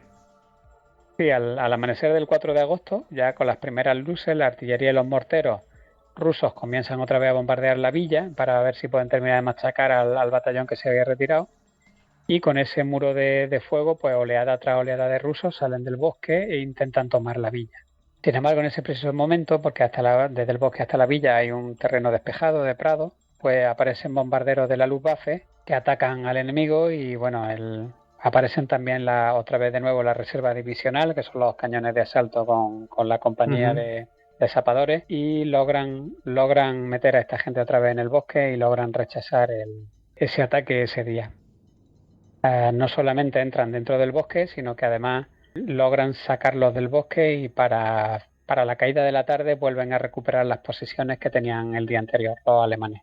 Con lo cual vuelven a tener a los rusos otra vez o bien al otro lado del Donetsk o bien con pequeñas partidas teniendo microcabezas de puente, y además pues, nuestro batallón de la Ciénaga seguía un día más allí metido tras las cañas. Bueno, pues los rusos no se iban a dar, por supuesto, por vencidos ni mucho menos. Así que en la noche del 4 al 5 de agosto vuelven a intentar establecer un punto de cruce en el río Donetsk. Y como en las noches anteriores, pues los rusos no se rinden al desaliento y continúan tenazmente las tareas de construcción. Hasta que justo antes de la medianoche pararon y dejaron el trabajo. Se oyó entonces de repente un sonido de vehículos de oruga procedente de la orilla oriental del Donetsk, lo que dio la impresión a los alemanes de que los rusos pues habían llevado algún tipo de cabeza tractora a la orilla para recuperar algún vehículo inutilizado o para cargar provisiones o equipo de pontones o lo que fuera. Y sin embargo estas conclusiones pues no pudieron ser más erróneas, porque para gran sorpresa de todos, los sonidos de los vehículos de estas orugas no disminuyeron, sino que aumentaron, cada vez aumentaban más, cada vez se hacían más intensos, cada vez eran más ruidosos, y a medida que se fue aproximando. Y entonces cuando los intrigados observadores alemanes, ya mosqueados al máximo, encendieron los reflectores, pues descubren que lo que habían tomado por cabezas tractoras no eran otra cosa que carros de combate T-34 que de alguna manera habían logrado cruzar el río al amparo de la oscuridad. Claro, esta maniobra fue aparentemente la señal preestablecida por los rusos para que diera comienzo un ataque general, y la artillería soviética pues entonces desencadena otra vez la preparación artillera de rigor, las tropas soviéticas vuelven a cruzar el río y se vuelve a montar otro ataque, pero esta vez con 12 carros de combate T-34 al otro lado del río que nadie sabía cómo se habían plantado allí. ¿Quién lo sabe? ¿Que quién lo sabe? En fin, vamos a verlo. La artillería alemana replica de inmediato, y eso, con la combinación que había de obstáculos, de minas y todos los elementos de defensivos de la posición fortificada, pues retrasan esta vez el avance soviético hasta que hubo luz suficiente para poder llevar a cabo un fuego más preciso y hacer un poco más de daño. Entonces la luz de la mañana reveló que los carros de combate rusos, acompañados de grandes contingentes de infantería, habían logrado llegar hasta prácticamente el centro de la villa que hemos estado hablando la tarde anterior, que se había defendido, ¿no? Y que había logrado rechazar el ataque. Y claro, allí dentro, ¿quién estaba? Pues allí estaba el agotado batallón, el que había sufrido la tarde anterior este combate cuerpo a cuerpo con esos soldados rusos vestidos de alemanes, pero esta vez ya sin los cañones de asalto y la compañía de zapadores, que habían tenido que salir corriendo pues a cualquier otro lado del frente porque eran la reserva de la división. Lo que hace Rau ante claro, ya estamos hablando ya de un intento de penetración ya con fuerzas blindadas, es una cosa ya muy seria. Entonces esto ya trasciende de la 320 División, llega al cuartel general del 11º Ejército, y entonces Rau ve el peligro, se la juega, y lo que hace es detraer unidades del frente del Lopán, es decir, del otro lado del saliente, que ya sabemos que era muy débil, pero bueno, se la juega y detrae fuerzas de allí, entre ellas algunas unidades de Nebelwerfer, que son los lanzacohetes soviéticos, alemanes, y las lleva a la villa pues para intentar frenar ese ataque que sí que prometía con romper el frente de la 320 División de Infantería.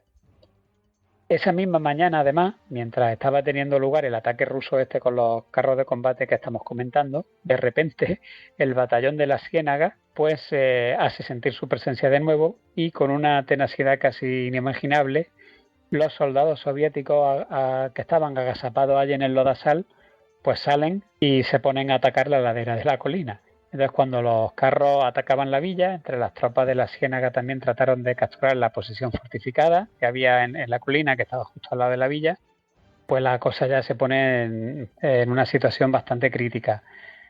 El destacamento alemán allí apostado no es sorprendido. De hecho, como llevaban 4 o 5 días sabiendo que había un batallón completo allí metido en el barro, habían ocultado una batería de artillería en una de las laderas que estaba muy bien camuflada, y entonces cuando estos soldados salen de la ciénaga e intentan subir ladera arriba, los coge de flanco el fuego de esta batería de artillería y los destroza. Además a quemarropa, lo hace polvo.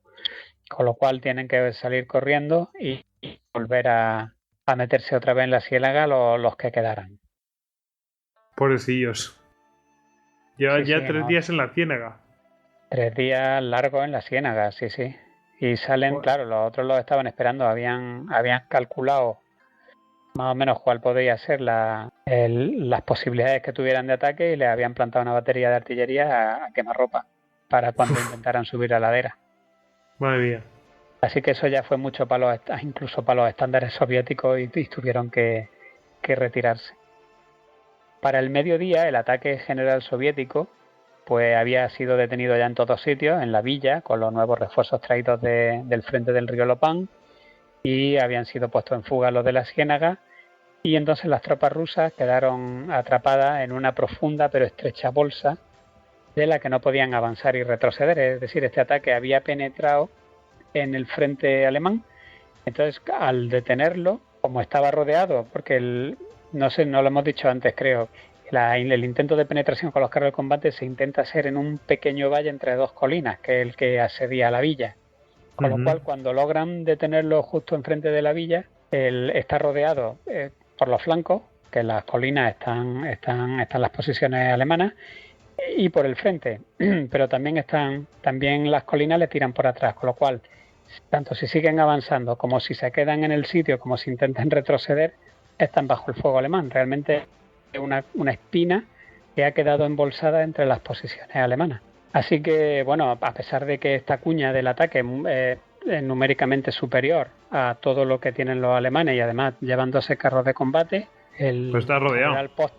el general Postel anda listo y vuelve a emplear otra vez la reserva división de los 9 cañones de asalto, Stuck 3, y los ingenieros en un ataque frontal. Y bueno, ahí, claro, los soviéticos tienen carros de combate, pero tienen poco espacio para maniobrar, y entonces pues los acechan, los emboscan, los someten a fuego, y al final prácticamente demuelen a esta fuerza, y aparece también de vez en cuando alguna escuadrilla de la Luftwaffe, lo hacen huir en desbandada. Y los carros de combate prácticamente pues los van destruyendo poco a poco. Cabe señalar que por encima de cualquier otra cosa, todo el mundo, lo que parte de la importancia del ataque, cuando ya ven que están un poco la situación controlada, lo que todo el mundo estaba pensando, pero desde el puesto de mando de una sesión hasta el cuartel general del 11º Ejército, lo que todo el mundo estaba cavilando era cómo habían pasado esos carros de combate el río Donetsk. Todo el mundo estaba intentando descubrir qué es lo que había pasado, porque allí me tienes en ascuas. No se había visto puente por ningún lado, ¿no? Bueno, esta cuestión tenía a todo el mundo asombrado, y incluso, claro, los alemanes, como llevaban allí más tiempo, desde el 22 de julio, ellos sabían lo que medía el río, sabían que constituía un obstáculo para carros de combate sí o sí, porque tenía unos 3 metros de profundidad. Es más, ellos mismos lo habían sufrido, porque cuando la ofensiva de Ciudadela, durante la batalla de Kursk, incluso carros Tiger o cañones de asalto no habían sido capaces de cruzar el río, hubo que construirles pontones de 72 toneladas. Claro, pues allí nadie alcanzaba a ver qué es lo que había pasado. Desde la colina se veían claramente las huellas de las orugas, cómo se metían en el agua, y luego cómo salían, pero allí no había nada. Y bueno, es más, cuenta Rau que muchos de sus oficiales llegaron a la conclusión de que aquellos carros de combate tenían que ser anfibios, que no quedaba más duda. Sin embargo, Rau, que era el único oficial presente que había visto alguna vez carros anfibios rusos, que fue precisamente en julio de 1941, cuando con el Kampfgruppe Raus de la sexta división Panzer iba camino de Leningrado, en el río Cilina, en la misma carretera de Leningrado, pues allí tuvo ocasión de ver a 4 carros anfibios destruidos, que eran de fabricación norteamericana, y además de un modelo ya muy antiguo que él sabía que no se fabricaba, con lo cual las sospechas de que estos carros fueran norteamericanas quedaron totalmente descartadas, tenían que ser soviéticos, además estaban viendo claramente que eran T-34 y la cuestión clave era la del peso, es decir, los carros ligeros anfibios comparados con los T-34 es como comparar a David con Goliat, ¿no? Entonces Raúl llegó a la conclusión de que fueran lo que fueran, esos carros no podían ser anfibios. Y entonces, ¿cómo pudieron estos T-34 cruzar el río, que por aquella parte tenía una profundidad de 3 metros? Pues aunque el T-34 disfrutaba de más movilidad en campo abierto que ningún otro carro de combate en el continente y había alcanzado a menudo sorprendentes logros, era una opinión unánime de todos los oficiales que ningún T-34 podría haber cruzado el río Donets por aquel lugar y sin embargo estaban allí luchando en el valle entre las dos colinas. Dejamos, si te parece, te dejo a ti, dejamos a los oyentes haciendo cábala a ver qué... A ver qué sacamos. Podemos hacer un juego y develarlo el siguiente año. ¿Te parece que lo develemos en el próximo del Frente del Este? No, por Dios. No, por Dios, lo develaremos luego. Pero bueno, por ahora podemos seguir pensando a ver cómo se la ingeniaron para pasar esa fuerza de carro. Si seguimos, está este ataque que había quedado embolsado por las mismas posiciones alemanas, la lucha encarnizada, hubo que expulsarlos pues, con combate a corta distancia, incluso a cuerpo, la infantería soviética se aferró incluso a las ruinas de edificios que había allí por allí bombardeados y siguió resistiendo mientras los T-34 estuvieron combatiendo. Y la única manera que hubo de destruir a los carros era con un impacto directo de un proyectil perforante que lograra incendiarlos, si no era totalmente imposible. Y los cañones de asalto alemana pues le tocó la dura tarea de enfrentarse a estos gigantes pues prácticamente a quemarropa, porque un cañón de asalto, un Stus 3, realmente tiene poco que hacer contra un T-34 si están equilibrados en términos de maniobrabilidad, ¿no? Lo que pasa es que como los Stug estaban emboscados, pues al menos gozaban de esa ventaja. Bueno, el caso es que al final, poco a poco, los Stug logran destruir uno tras otro a todos los T-34 y la infantería ya cuando se ve desvalida, pues sale corriendo y huye a todo trapo a intentar cruzar el río y ahí se acaba o se frustra ese enésimo intento de cruce y de penetración del frente de los soviéticos. Y entonces cuando comienza a oscurecer de nuevo, pues con el último resplandor del atardecer, los cañones de asalto acompañados por las patrullas de zapadores pues persiguen a los rusos derrotados hasta la misma orilla del río y era justo por el lugar por donde habían surgido los T-34 y entonces mirando a muy corta distancia pues tampoco había señales de puente. Y solo cuando los confusos zapadores medieron la profundidad del cauce, pues es cuando pudieron resolver el misterio. Y resulta que a medio metro bajo el agua descubrieron un puente subacuático. ¡Qué capullos! Pero esto no es todo. O sea, los rusos ya habían construido este tipo de puentes en otras ocasiones y los alemanes lo sabían. Sobre todo los construían así para evitar que los pudiera ver la aviación. Pero claro, el problema no era que hubieran hecho un puente subacuático, el problema es que cómo se la habían ingeniado para hacer un puente subacuático en tan poco tiempo. Porque es que fue, si nos acordamos de lo que hemos contado antes, fue que de repente escucharon sonido de orugas y poco más, ¿no? Y de repente ya estaban los carros en el otro lado, ¿no? Entonces, una inspección más detallada de los cimientos del puente es lo que al final resolvió el misterio. Los alemanes descubrieron en el lecho del fondo del río 2 filas de carros T-34 intactos. O sea que habían utilizado como pilar del puente ese los T-34. 12 carros de combate en 2 hileras, de 6 y 6, juntos uno detrás de otro. Lo habían ido metiendo en el río. Joder, pero también incluso meterlo ahí es que es una cosa súper difícil. O sea, alguien tendría que conducir eso hasta allí. Sí, eso sería interesante ver cómo lo hicieron. Porque Raúl no lo cuenta. Sí. Una vez que estuvieron los 12 carros debajo del agua, con una cubierta de plancha, fue rápidamente colocada y sujetada a las torretas. Y en ese momento, pues, todo allanado para que los otros 12 T-34 pudieran pasar por encima.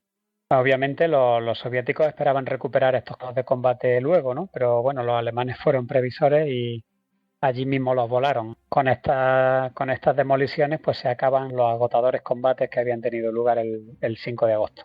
Bueno, pues después de este ataque fallido, de este intento de penetración fallida y de haber por fin descubierto cómo se la habían ingeniado los rusos para plantar una fuerza blindada al otro lado del río, los rusos seguían conservando una diminuta cabeza de puente en el lado occidental del río, es decir, en el lado alemán, frente a las colinas boscosas y al barranco del bosque del que hablamos antes, al que los alemanes ya habían bautizado el nombre de Totenschloss o algo así, que significa en español el barranco de la muerte, con lo cual ya, si te parece, lo seguiremos llamando el barranco de la muerte.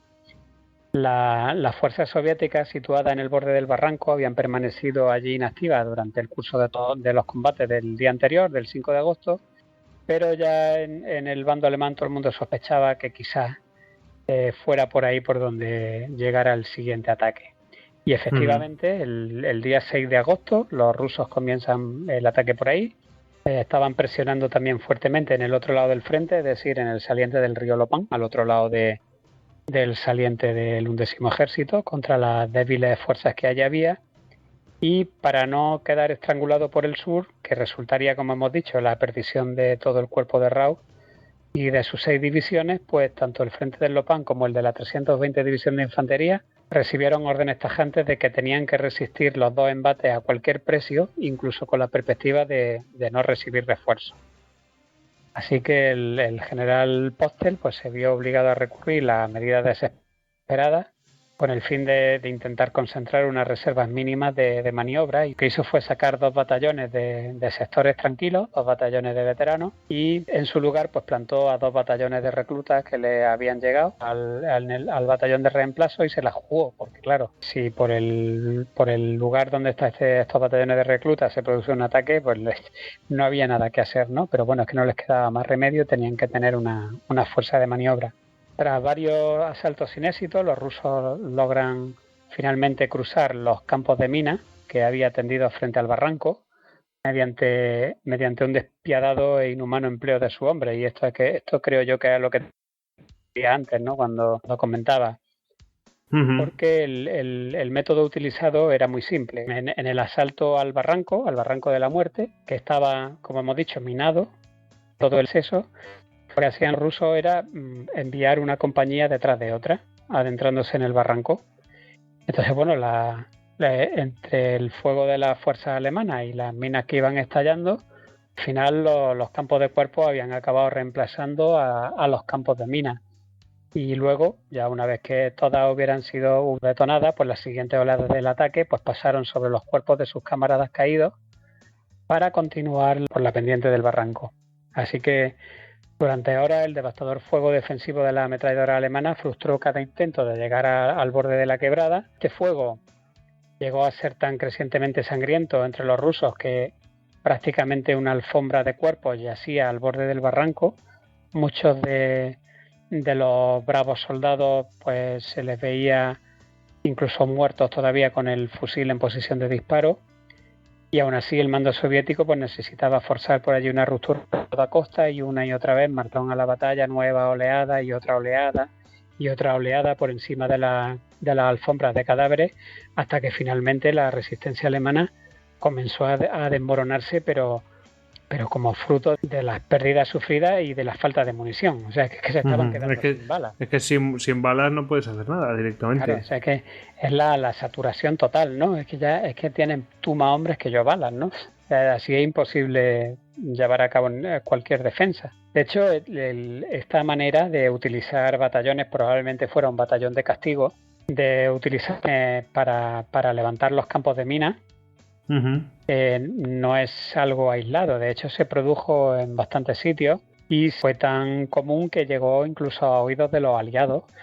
Y ya después de la guerra, justo cuando estaban en Berlín, recién acabada la guerra, hay una anécdota del general Eisenhower que en una recesión le preguntó a Zhukov que si era cierto lo que se comentaba de que el Ejército Rojo utilizaba unidades de infantería para desactivar campos de mina a lo bestia.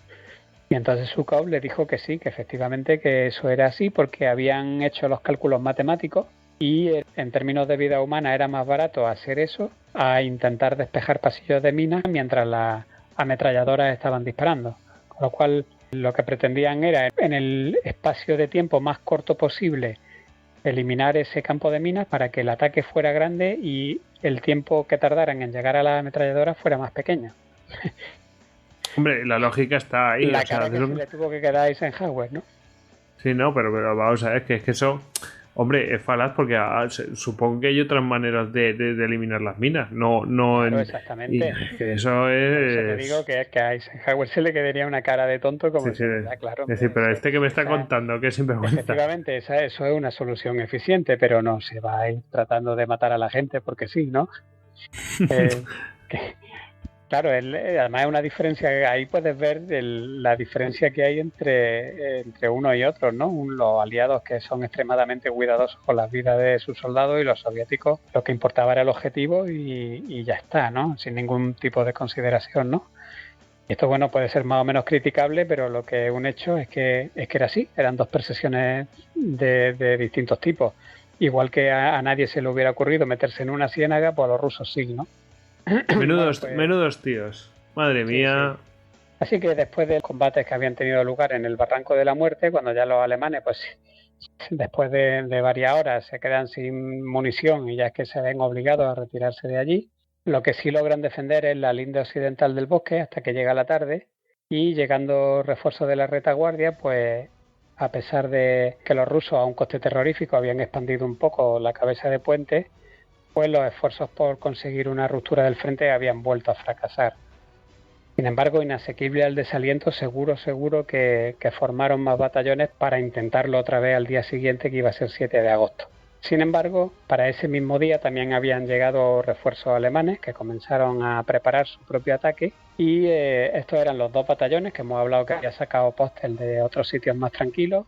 También había llegado un batallón de la 106 División de otro lado del frente y los pocos cañones de asalto que había restantes pues recibieron la misión de recuperar el bosque pues con un ataque concéntrico e intentar llevar a los rusos de vuelta al río. Para ello pues tenían también algunas unidades de Nebelwerfer, algunas baterías de 88 mm Flak y ya está, porque esta vez no iba a haber apoyo aéreo. El caso es que después de otro combate a lo bestia, logran poner en fuga a los rusos. Los rusos parecían estar en retirada general en todos sitios. Para mediodía los batallones que atacaban pues habían hecho ya contacto directo, es decir, como era un ataque concéntrico, poco a poco iban estrechando el frente que tenían los rusos contra el río y bueno, llega un momento en que el espacio donde están los rusos es tan pequeño que ya forma un anillo y a pesar de que las fuerzas alemanas tampoco eran nada del otro mundo, ya empieza físicamente a sobrar espacio y los alemanes tienen que ir dejando gente atrás, incluso los cañones de asalto, porque es que físicamente no cabían de lo pequeño que se había vuelto el anillo donde las tropas rusas estaban retirándose, ¿no? Y claro, ahí ya todo el mundo pensó que ya estaba todo hecho, que lo iban a lograr otra vez echar al otro lado del río y que iban a poder volver otra vez a sellar el puente. Sin embargo, la resistencia rusa ahí, justo ahí en ese sitio ya que Rodrigo llamaría de la muerte, pues exactamente, de repente se encona otra vez y sin esperarlo, las vanguardias alemanas se encuentran obstáculos fuertemente minados, formados por ramas de árboles sujetas con alambre espino. Los intentos de volar pues se vuelven imposibles porque una vez que ven que han volado un obstáculo se encuentran con que justamente detrás hay campos de minas y hay más obstáculos. Al final se hace imposible y entonces durante los últimos días los rusos lo que habían hecho era establecer un área intensamente fortificada en la orilla occidental del Donetsk para caso de que sufrieran un revés táctico como el que estaba teniendo lugar ahora, pues ese área representara, según cuenta Rau, una especie de cabeza de puente dentro de la cabeza de puente. Y el propósito era evitar que los soviéticos tuvieran otra vez que hacer un costoso intento de cruce del río, es decir, no perder el pie en el territorio alemán de ninguna de las maneras. Entonces cada intento alemán de reducir esa posición fracasó, ni pudieron con cañones de asalto, ni pudieron con la artillería, ni pudieron con los Nebelwerfer, lo intentaron con lanzallamas, tampoco pudieron, o sea, allí no hubo manera de poder revertir ese pequeño perímetro contra la orilla que habían hecho los rusos. Posteriormente cuenta Rau que de los interrogatorios de los prisioneros soviéticos pues supieron los alemanes que esa cabeza de puente fortificada estaba ocupada por una, entre comillas, guarnición de seguridad y que estaba formada por una unidad escogida mandada por comisarios que no había tomado parte en los combates. Y estos hombres se enfrentaban a la alternativa de resistir en sus posiciones hasta el final o a recibir un tiro en la nuca, con lo cual lo tenían claro. Está clarísimo. Y además también tenían la misión de detener las retiradas. Es decir, esta micro cabeza de puente dentro de la cabeza de puente tenía como misión que una vez que se daba el caso táctico de una derrota y veía venir a las unidades rusas en retirada, le abrían fuego directamente, tiraban contra ellos, cosa que también hemos visto muchas veces en el frente del este. Con lo cual los pobres soldados rusos en retirada todavía les sembraban más confusión y las pérdidas eran todavía más cuantiosas, porque ya no podía ir ni para adelante porque te disparaban los tuyos, ni para atrás porque venían los alemanes detrás. En cualquier caso, esta draconiana medida soviética de construir una pequeña y fuertemente fortificada cabeza de puente defensiva dentro de una gran cabeza de puente ofensiva descompensó el esfuerzo. Con ella el mando soviético logra retener un pie en la orilla occidental del río Donetsk y a pesar de todos los reveses que habían sufrido desde el 3 de agosto, que fíjate, en 5 días sí han pasado cosas, pues finalmente el general Postel decide sellar esa cabeza de puente, es decir, ya renuncia a destruirla, ya lo da por imposible y lo único que intenta es sellarla para intentar pues inutilizarla o que en la práctica no suponga una amenaza más grande de lo que ya lo es. En el ínterin de esta situación, el frente del río Lopán se había deteriorado ya mucho debido a que el cuarto ejército Panzer, que estaba al otro lado, se había retirado ya muy lejos y el frente que había en el Lopán, como hemos dicho, era muy, muy, muy débil, con lo cual las unidades de carros de combate del ejército rojo ya estaban empezando a penetrar a placer. Y aquí es donde enganchamos con el principio cuando dijimos que una penetración blindada rusa había sido detenida en última instancia por un golpe de suerte por una brigada de cañones de asalto que venía de Kharkov, fue justo aquí, ya en este momento. Entonces Raus ya se da cuenta de que la posición que tiene es totalmente insostenible, que lo que han hecho ha sido milagroso, pero que en una de estas los rusos no van a parar y que en una de estas se las van a jugar fuerte. Y entonces es cuando deciden, o cuando él decide, empezar esta famosa retirada que hace poco a poco, en la que, bueno, yo invito a que lean el libro porque es fantástica. Incluso hay un día en el que destruye completamente al quinto ejército de tanques de la Guardia, como ya ocurriera en Prokhorovka. Por esta brillante retirada acabará recibiendo las hojas de roble para su cruz de caballero, pero esa historia, como decían en la historia interminable, es una historia que deberá ser contada en otra ocasión. Exactamente, y nos la reservamos para contarla nosotros, por supuesto, en otra ocasión, en otro Histocast. Bueno, que no ha sido poco que bastante largo ha sido este combate en Belgorod, en el sur de Belgorod. Así que bueno, pues hombre, yo creo que no ha estado nada mal. Bien, bien largo. ¿Tienes todavía resuello ahí?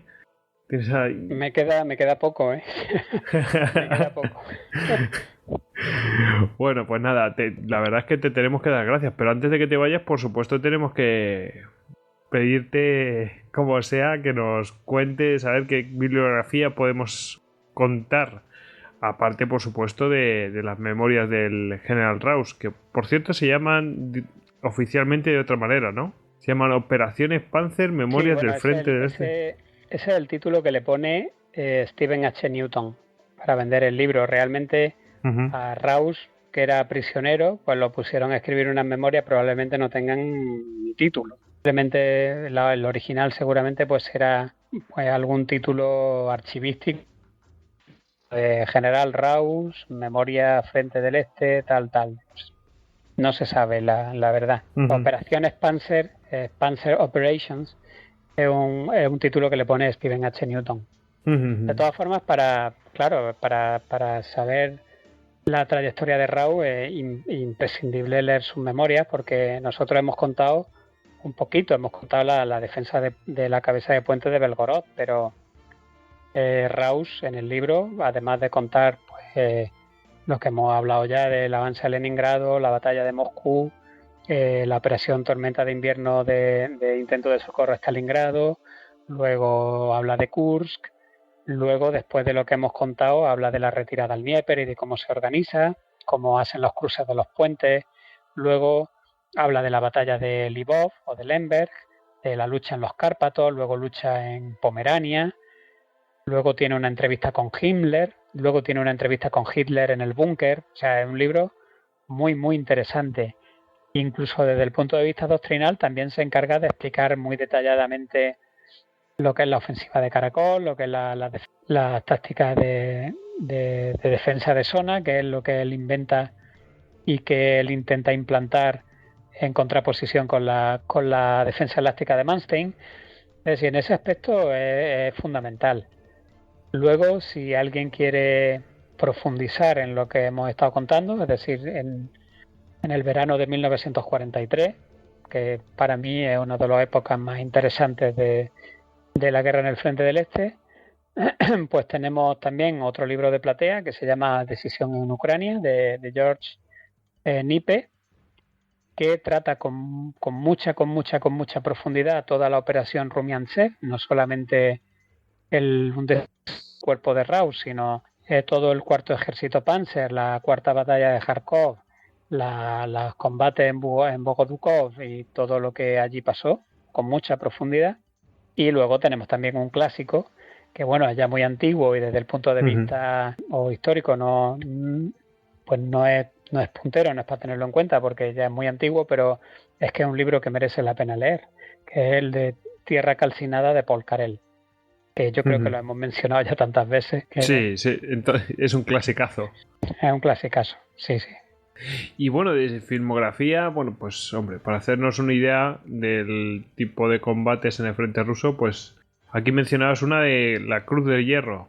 Sí, la Cruz de Hierro. Si alguien se quiere imaginar o realmente recrear cómo fueron los combates que acabamos de narrar, la película que tiene que ver es la Cruz de Hierro, que aunque está basada más en los combates que hubo en el año 42, en la retirada del Kubán, cuando se retiran del Cáucaso, el grupo de ejército A, pero sin embargo, para hacerse una idea muy aproximada de lo que estaba pasando y de todos estos golpes y contragolpes, intentos de penetración, movimientos a nivel batallón, a nivel compañía, todo esto, la película de la Cruz de Hierro lo escenifica fantásticamente bien.